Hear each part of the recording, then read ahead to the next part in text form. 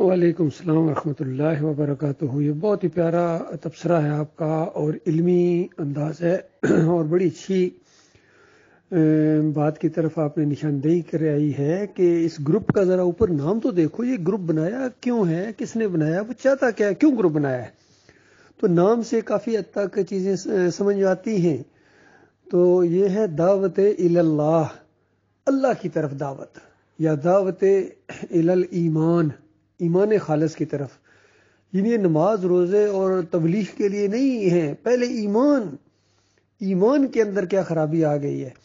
جس طرح ابھی اوپر بھائی نے کہا تھا کہ بس ایک تم ہی رہ گئے ہو، باقی سارے عالم دین مر گئے، تو اور کسی نے یہ بات کیوں نہیں کہی۔ تو جس طرح ابھی آپ کہہ رہے ہیں یہ بات، آئندہ نسلیں بھی اسی طرح کہیں گی اگر ہم نے یہ دعوت نہ اٹھائی، توحید کی دعوت، رد شرک اور طاغوتوں کی نشاندہی نہ کی، تو وہ بھی اسی طرح کہیں گے، 100 سال بعد کہیں گے پہلے کسی نے نہیں کہا۔ تو اس دور کے جو مومن ہوں گے نا، وہ ہمارے یہ کلپ سنائیں گے، ہمارے لٹریچر دکھائیں گے کہ دیکھو یہ تھے اللہ کے بندے جنہوں نے کہا تھا لیکن کسی نے سنی نہیں ان کی۔ اسی طرح دیکھیے، جب تاریخ میں بھی اسی طرح کے واقعات موجود ہیں۔ آج جس طرح کہتے ہیں نا کہ نبی علیہ السلام کی قبر کے اوپر یہ گنبد، پہلے کسی نے، عالم دین نے کیوں نہیں منع کیا؟ حالانکہ یہ 6 صدی کے آخری حصے میں، جب اس دور کے بادشاہ نے، جو ترک بادشاہ سے جب وہ، تو جس وزیر نے مشورہ دیا تھا، لکڑی کا یہ گنبد تھا شروع میں، تو جس وزیر نے مشورہ دیا تھا اس کو یہ گنبد بنانے کا، تو تھوڑی عرصے بعد وہ کسی وجہ سے رنجش پیدا ہو گئی اور بادشاہ نے اس کو معزول کر کے چھٹی کرا دی، نواز شریف کی طرح۔ تو اس دور کے جو علماء تھے نا، انہوں نے یہ کہا کہ دیکھا اس وزیر نے کتنا غلط اور مشرکانہ مشورہ دیا تھا بادشاہ کو، جس کی وجہ سے بادشاہ نے یہ گنبد بنا دیا۔ یعنی شرک کا ایک سلسلہ شروع ہو جائے گا، آگے دلیل پکڑیں گے لوگ اس گنبد سے۔ تو اس نے ایک غلط مشورہ دیا تھا جس کی وجہ سے اللہ کا عذاب آیا ہے اس کے اوپر۔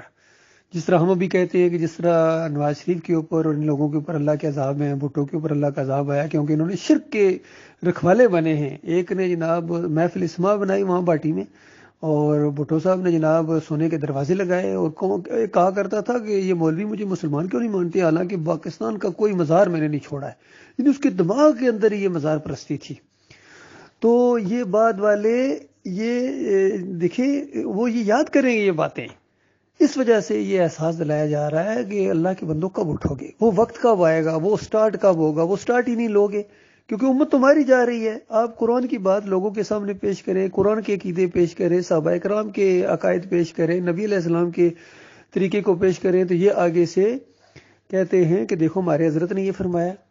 جس طرح بھی آپ نے وہ ایک مثال دیا نا کہ ڈاکٹر اسرار کے سامنے جب یہ بات آئی اور انہوں نے کہا کہ یہ جو اللہ کے نیک بندے ہوتے ہیں، اولیاء اللہ ہوتے ہیں، یہ مرنے کے بعد ان کی جو روحیں ہوتی ہیں نا، یہ ملائکہ کے اندر شامل ہو جاتی ہے اور کاروبار دنیا چلاتے ہیں۔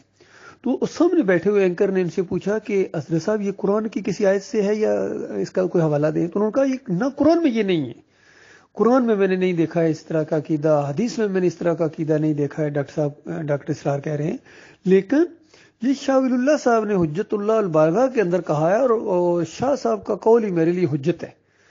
تو بتاؤ اللہ کے بندو، یہ قول کتنا مشرکانہ ہے۔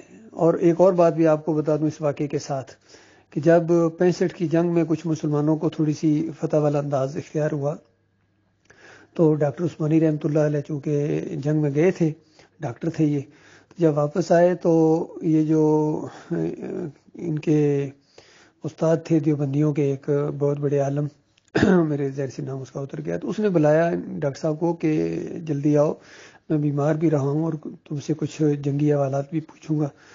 تو یوسف بن نوروی یاد آ گیا مجھے اس کا نام، یوسف بن نوروی۔ تو ڈاکٹر صاحب کہتے جب میں اس کے پاس گیا تو اس نے کہا آگے سے کہ معلوم ہوا ہے کہ یہ پاکستان کو فتح کیسے ہوئی ہے؟ تو ڈاکٹر صاحب کہتے ہیں میں نے کہا آپ ارشاد فرمائیں۔ تو وہ کہتے ہیں جس طرح حجت اللہ البالغہ کے اندر شاہ ولی اللہ نے لکھا ہے، دیکھو اس نے کوٹ کیا ایسی چیز کو کہ حجت اللہ البالغہ کے اندر جس طرح شاہ ولی اللہ نے لکھا ہے کہ کچھ انسان ایسے ہوتے ہیں کہ مرنے کے بعد ملائکہ میں شامل ہو جاتے ہیں، یہی وہ پاک روحیں تھیں، کتب اور ابدال، یا جس طرح اولیاء اللہ کی روحیں۔ جب یہ جنگ شروع ہوئی ہے تو یہ پہنچے ہیں نبی صلی اللہ علیہ وسلم کے پاس، مدینے والے قبر کے پاس پہنچے، فریادیں کی ہیں کہ یا رسول اللہ تو جو فرمائے، یا رسول اللہ تو جو فرمائے۔ اور نبی علیہ السلام نے آگے سے کہا کہ نہیں، میں تو جو نہیں فرماتا ہوں، کیونکہ پاکستان کے لوگ فاسق اور فاجر ہیں، مشرک ہیں۔ تو بہت گریہ زاری کی، لیکن نہیں مانے، نبی علیہ السلام نہیں مانے۔ پھر آخر میں انہوں نے کہا نبی علیہ السلام نے کہ اگر تم فاطمہ کے پاس جاؤ، اگر وہ مان گئی تو پھر ٹھیک ہے، پھر میں تو جو فرماؤں گا۔ تو کہتے ہیں پھر وہ گئے فاطمہ رضی اللہ عنہ کی قبر کے اوپر، وہاں جا کے گریہ زاری کی، روئے پیٹے۔ ظاہر بات ہے خواتین کا دل ذرا نرم ہوتا ہے، کہ ان کا دل پسیج گیا۔ تو اس کے بعد پھر نبی صلی اللہ علیہ وآلہ وسلم نے توجہ فرمائی ہے، اور یہ 65 میں تمہیں کچھ فتح والا انداز اختیار۔ حالانکہ اتنی بڑی فتح نہیں تھی، بڑی مشکل سے کچھ چیزیں بچائی تھی، لیکن پھر بھی اس کو فتح کہتے ہیں۔ تو یہ شاہ ولی اللہ صاحب کی کتاب کا حوالہ دے کے یوسف بن نوری صاحب ڈاکٹر عثمانی رحمۃ اللہ علیہ کو کہہ رہے ہیں کہ جو تمہیں اللہ نے جہاد کا موقع دیا ہے، اس کی وجہ یہ ہے کہ تم سنت کے بڑے شوقین تھے، ایک یہ وجہ ہوئی ہے، اور فتح اس وجہ سے ہوئی ہے کہ وہ جو روحیں تھیں نا، وہ گئی ہیں نبی علیہ السلام کے پاس، اور پھر فاطمہ رضی اللہ عنہ کے پاس، اور پھر نبی علیہ السلام نے توجہ فرمائی ہے، تب یہ فتح ہوئی ہے۔ تو ڈاکٹر صاحب کہتے ہیں میں نے کہا سبحان اللہ سبحان اللہ سبحان اللہ سبحان اللہ، یعنی اللہ تیرے شرک سے پاک ہے، اللہ تیرے شرک سے پاک ہے، اللہ تیرے شرک سے پاک ہے۔ تو اللہ کے بندوں غور کرو، یہ عقیدے ہیں، یہ کتابیں، یہ علماء، یہ جو بڑے بڑے، یہ حائل ہیں ایمان خالص کے راستے میں۔ تو اب کہاں جائیں، کدھر جائیں؟ اب جب ان کا نام ہم لیتے ہیں، ان کی نشاندہی کر رہے ہیں، تو شکریہ ادا کرو اللہ کے بندوں، بجائے اس کی کہ کل اگر انہی کے ساتھ تمہیں جہنم کے اندر ہمیشہ آگ میں رہنا پڑے گا۔ وہ تو ہونا ہی ہونا ہے، اس کو تو کوئی روک نہیں سکتا ہے، وہ تو اللہ کی کتاب کا آخری فیصلہ ہے۔ لیکن آج اگر تمہاری آنکھیں کھل جائیں، جس طرح ہماری کھلی ہے اللہ کے فضل و کرم سے، ہم بھی انہی کے پیچھے چل رہے تھے، انہی کو اپنا مشاہیر سمجھتے تھے، لیکن جب اللہ کی کتاب اور اللہ کے رسول صلی اللہ علیہ وآلہ وسلم کی حدیث اور اسوہ کے مقابلے میں جب آئے ہیں، تو پھر ہم نے ان کو آڑے ہاتھوں لیا ہے۔ اور یہ کیا ہے، ہم نے تو اس کو، یہ جو آخر میں محمد حنیف آیا، حالانکہ اس کے ساتھ 37 سال سے رفاقت تھی، لیکن جب اس کے اندر شرک آیا، اس نے اللہ کی کتاب کو چھوڑ کر جب ابن کثیر کے مشرکانہ عقیدے کو اپنایا، ڈاکٹر اسرار کے مشرکانہ عقیدے کو اپنایا، تو ہم نے اس کو نہیں چھوڑا ہے جو بالکل اپنا تھا، سمجھ لیجئے۔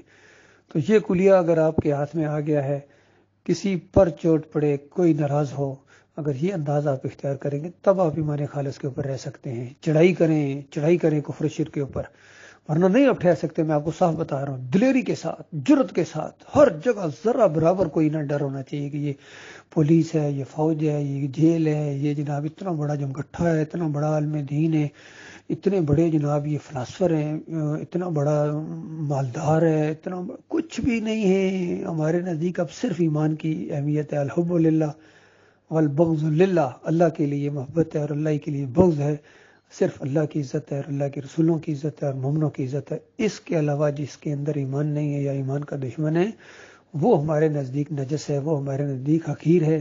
اور ایک مومن چاہے وہ بھیڑ بکریاں چراتا ہے، گڈیریاں بیچتا ہے، چھاوڑی لگاتا ہے، فٹ پاتھ پر بیٹھتا ہے، وہ ہمارے سر کا تاج ہے۔ وہ سواری کرے ہم رکاب تھامیں، ہم اس کی جوتیاں بھی سیدھی کرنے میں یقین کریں، عزت محسوس کریں گے اپنی۔ اللہ تعالیٰ غور و فکر کرنے کی توفیق عطا فرمائے۔